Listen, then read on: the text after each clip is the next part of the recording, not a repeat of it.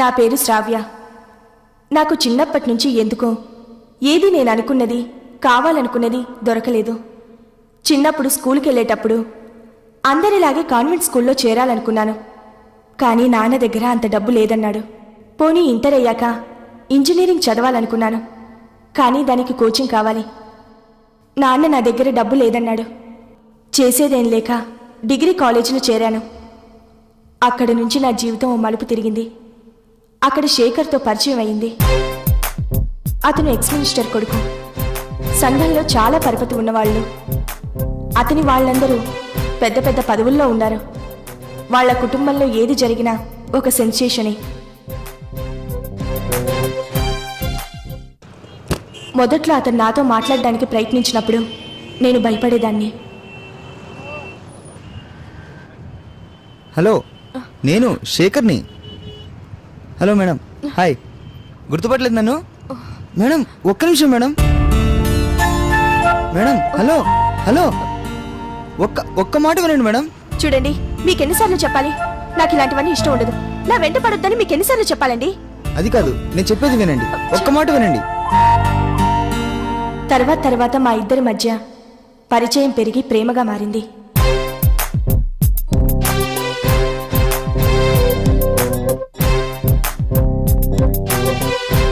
అతను చాలా డబ్బున్నవాడు. అంత డబ్బున్న వాళ్ళు నన్ను కోడలుగా ఒప్పుకుంటారా అని అనుకునేదాన్ని.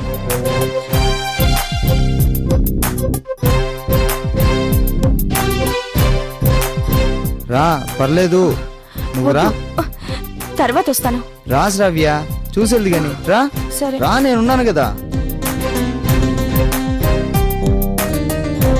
అది మా మామయ్య వాళ్ళ ఇల్లు. అవునా? ఇది మా ఇల్లు. రా, పరిచయం చేస్తాం. ఓకే పద.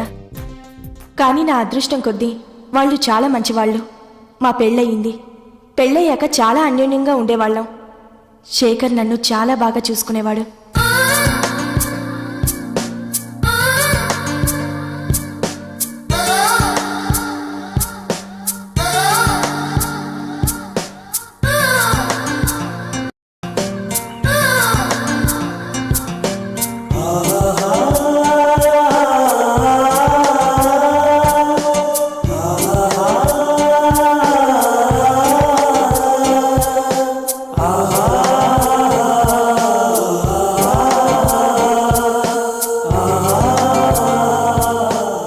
అప్పుడే నా జీవితం మరో మలుపు తిరిగింది.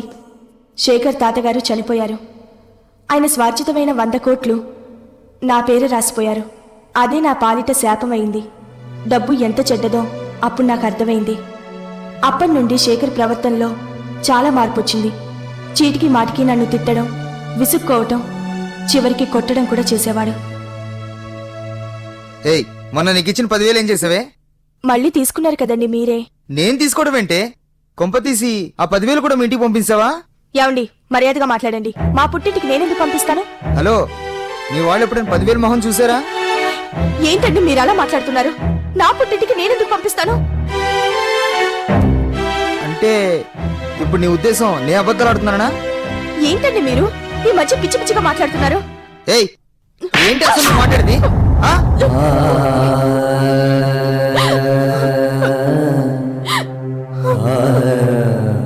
ఓ రోజు శేఖర్ పనివాళ్ళందరినీ పండక్కి ఊరికి పంపిద్దామంటే నిజమే అనుకున్నాను. కానీ సాక్ష్యం ఏమీ లేకుండా చేసేందుకు అలా చేశాడు. ఆ రాత్రి నా చేత ఓ తెల్ల కాగితం మీద సంతకం చేయించుకున్నాడు. ఎందుకని అడిగితే ఎప్పటినుంచో ఆపరేషన్ లేని బ్యాంక్ అకౌంట్ క్లోజ్ చేయడానికి అని చెప్పాడు. ఆ తర్వాత మత్తుమందు కలిపిన పాలిచ్చి చంపేశాడు.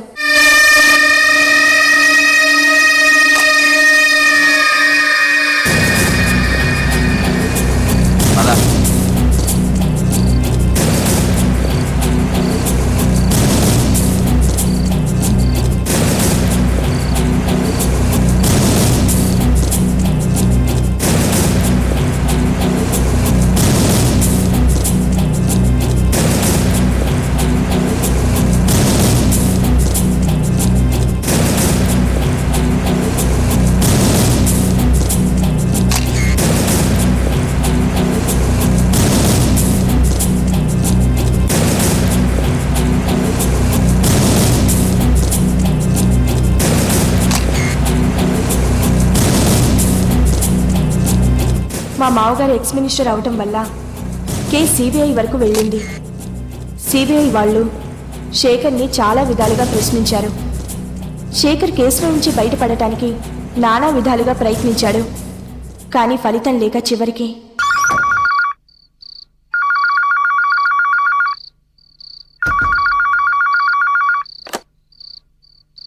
హలో సార్, నేను శేఖర్ని మాట్లాడుతున్నాను. చెప్పండి. డిస్టర్బ్ ఏమైనా చేశానా సార్? అబ్బాయి అదేం లేదు, చెప్పండి. ఏం లేదు, మీకు ఇంపార్టెంట్ విషయం చెప్పాలి. ఏంటది? అంటే బీరువాలో శ్రావ్య చీర మడతలో ఒక ఉత్తరం దొరికింది సార్. ఉత్తరమా? అవును. అందులో ఏముంది? ఆ, అది ఎందుకు సందేహిస్తున్నారు? చెప్పండి.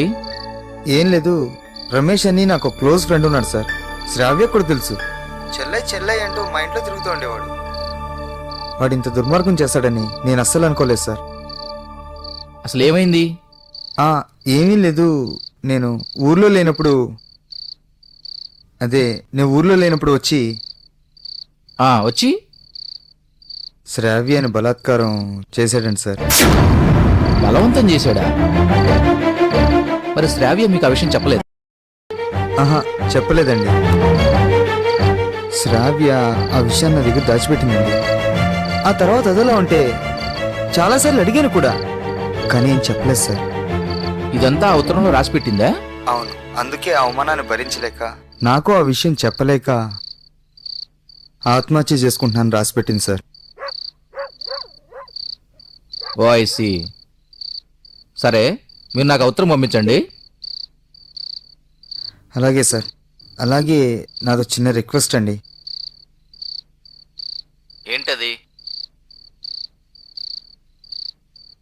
ఏమీ లేదు, ఇది ఆత్మహత్యని క్లియర్గా తేలిపోయింది కనుక నేను ఒక 10 రోజులు స్టేట్స్ వెళ్ళొద్దాం అనుకుంటున్నాను సార్. చూడండి మిస్టర్ శేఖర్, అది హత్యో ఆత్మహత్యో తేల్చాల్సింది మీరు కాదు, మేము. ఇన్వెస్టిగేషన్ పూర్తయ్యేంత వరకు మీరు ఎక్కడికి వెళ్ళడానికి వీల్లేదు. I'm sorry to say that. ఉంటాను. షట్, వీడు పెద్ద యుగంధర్లో ఫీల్ అయిపోతున్నాడు. Useless fellow.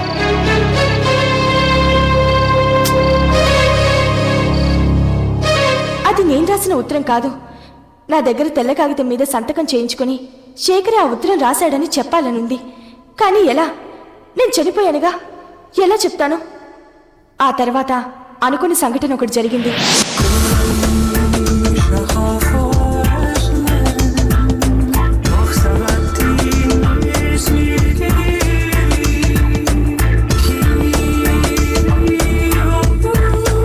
ఏం బ్యాడ్ లక్. జరుగుతూనే ఉంటే ఇవన్నీ పట్టించుకుంటే ఎట్లా? చిచి, నువ్వేమో కూడా రా నాయన.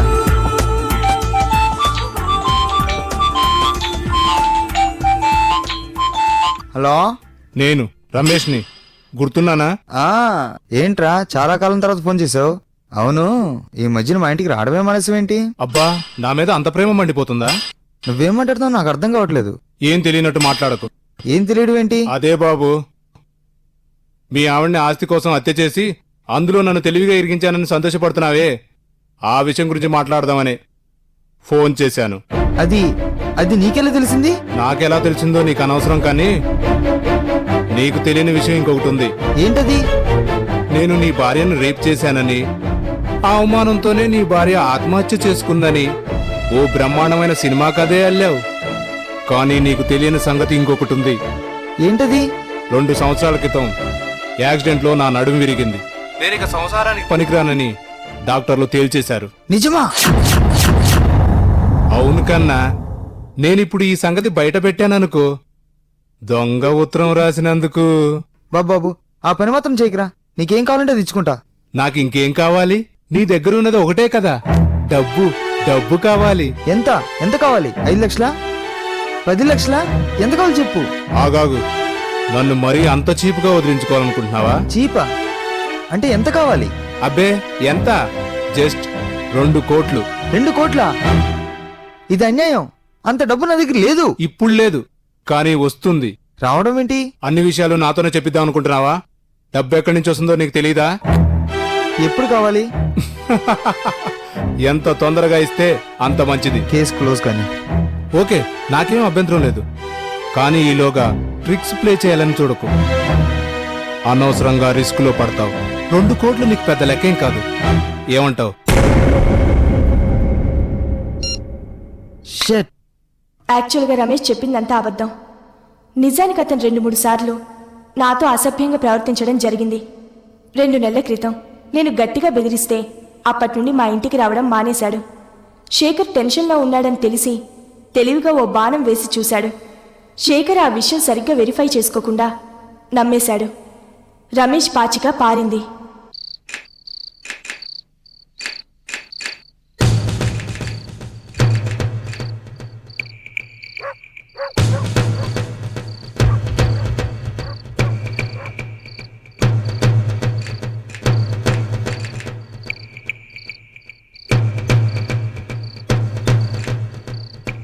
ఈ శేఖర్కి అన్ని క్రెడిట్ కార్డ్స్ కలిపి దాదాపు 50 లక్షల వరకు అవుట్ స్టాండింగ్ ఉంది.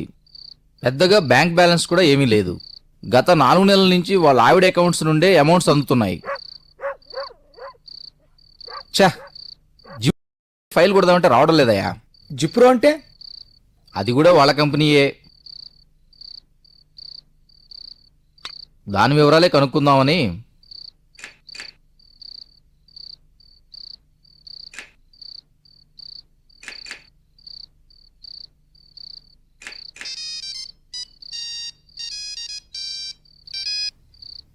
హలో.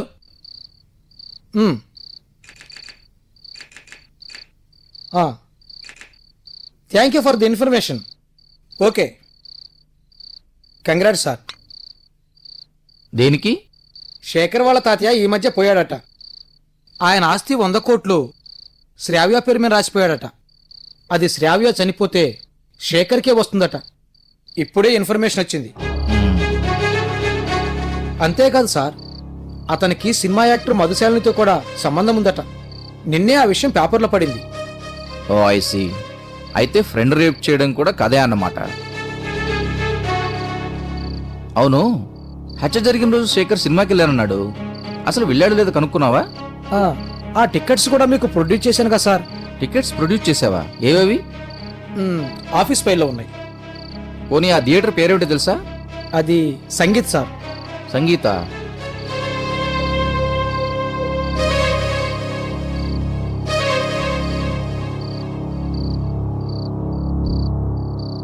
హలో, ఎంక్వైరీ అండి. సార్, కొంచెం సంగీత థియేటర్ ఫోన్ నెంబర్ ఇస్తారా?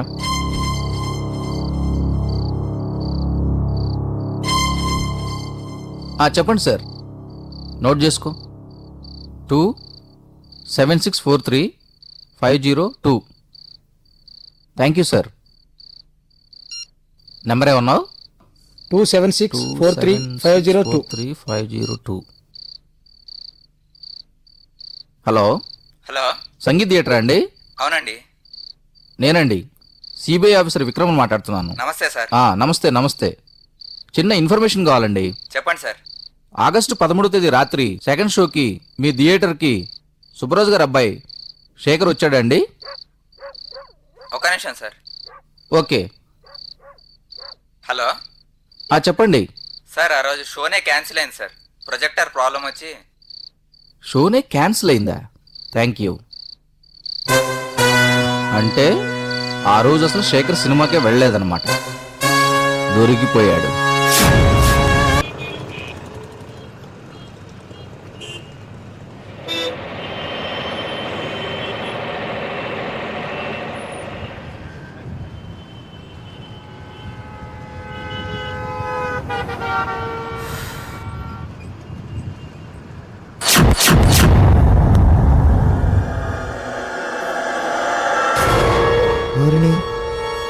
యాక్సిడెంట్ అయిందన్నాడు, సంసారానికి పనికిరానన్నాడు, అమ్మాయితో తిరుగుతున్నట్టేంటి? అంటే నాకే డబ్బు పెడదాం అనుకున్నాడా? చెప్తున్నట్టు సంగతి. Hello hello. అంకుల్, బాగున్నారా? బాగున్నాను బాబు, నువ్వెలా ఉన్నావు? బాగున్నాను అంకుల్. మీతో మాట్లాడి చాలా రోజులు అయిందని ఫోన్ చేశాను. ఎలా ఉన్నారు? అవును, ఏంటి ఈ మధ్యన మీరు అసలు ఇంటికి రావట్లేదు? ఎక్కడ బాబు, రమేష్కి పెళ్లి కదా. పెళ్ళా? Hello Shekhar. Hello hello hello. Hello hello, చెప్పండి అంకుల్. అదేంటి వాడు పెళ్లి సంగతి నీకు చెప్పలేదా? చెప్పాడు అంకుల్, మర్చిపోయాను. అంకుల్, నాకు అర్జెంట్ పని ఉంది, నేను మళ్ళీ మీకు కాల్ చేస్తాను. Bye uncle. అంటే వీడు చెప్పిందంతా స్టోరీ అనమాట. నాకే టోపీ పెట్టాడు. చెత్త వీడి సంగతి. ఓకే మరి, నాకు వేరే ఫోన్ వచ్చింది, నేను తర్వాత మాట్లాడతాను. See you.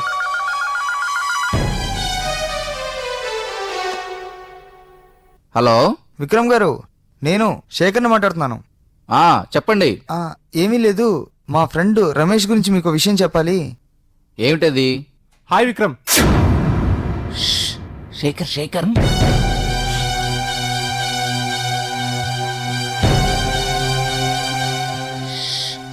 శేఖర్ శేఖర్ లైన్లో ఉన్నాడు. హలో హలో, విక్రమ్ గారు.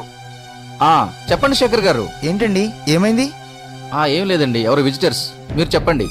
అదేనండి, రమేష్ అని మా ఫ్రెండ్ గురించి చెప్పాను కదా, అతను నన్ను బ్లాక్మెయిల్ చేస్తున్నాడండి. బ్లాక్మెయిలా?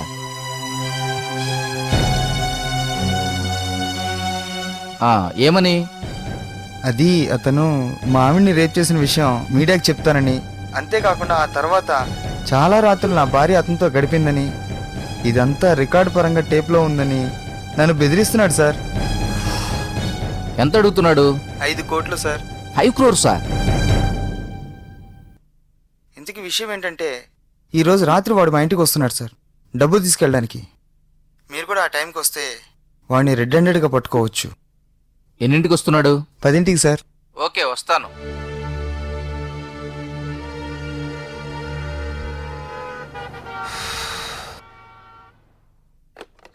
ఏంటి 5 కోట్లు అడిగావట? నాతో 2 అని చెప్పావు. నేను అడిగింది 2, కావాలంటే 6 మీద ఒట్టు. ఒట్టెందుకురా మనలో మనకి? కానీ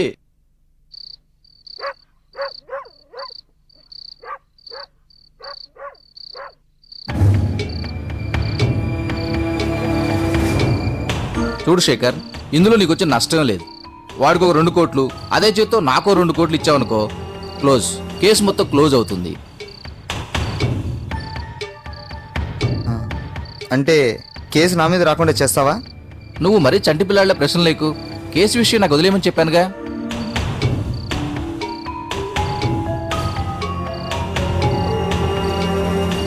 ఓకే, కేసు క్లోజ్ అయిన తర్వాత మీ ఇద్దరికి డబ్బులు ఇస్తాను. Of course. ఏమంటావు రమేష్? Okay okay. అది మంచి బాలుడి లక్షణం. గుడ్. చూసారా, డబ్బు మనిషిని ఎంత బానిసం చేసిందో. కథ అక్కడితో ఆగిపోలేదు. ఆ తర్వాత ఇంకో సంఘటన జరిగింది. నా కేసు సిబిఐ గురునాథవ్ అని ఈ లాయర్కి అప్పగించింది. న్యాయవాది ఏమి న్యాయం చెప్పాడో వినండి. నాకు రావాల్సింది ఇస్తే మీ కేసు క్లోజ్ చేయిస్తాను. అర్థమైందా? చూడండి, నేను తీసుకునేదే ₹1 కోటి. దానిలో మీకే ఇవ్వమంటారు? నా సంగతి మీకు సరిగ్గా తెలియదు అనుకుంటాను. ఈ గురునాథం అంటే ఏమనుకుంటున్నారు? మీలాంటి వాళ్ళని చాలా మందిని చూశాను. చూడండి గురునాథం గారు, ఎక్స్ట్రాలు మాట్లాడకండి. చెప్పానా ఇస్తానని? తప్పకుండా ఇస్తాను. ఓకే. చూసారా, అలా శేఖర్ 100 కోట్లకి, రమేష్ విక్రమ్ 2 కోట్లకి, గురునాథం 20 లక్షలకి, కృష్ణారావు 5 లక్షలకి అధిపతులయ్యారు. నా సంగతి అంటారా?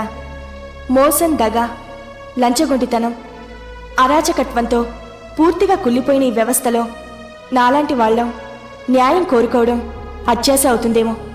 ఏమంటారు?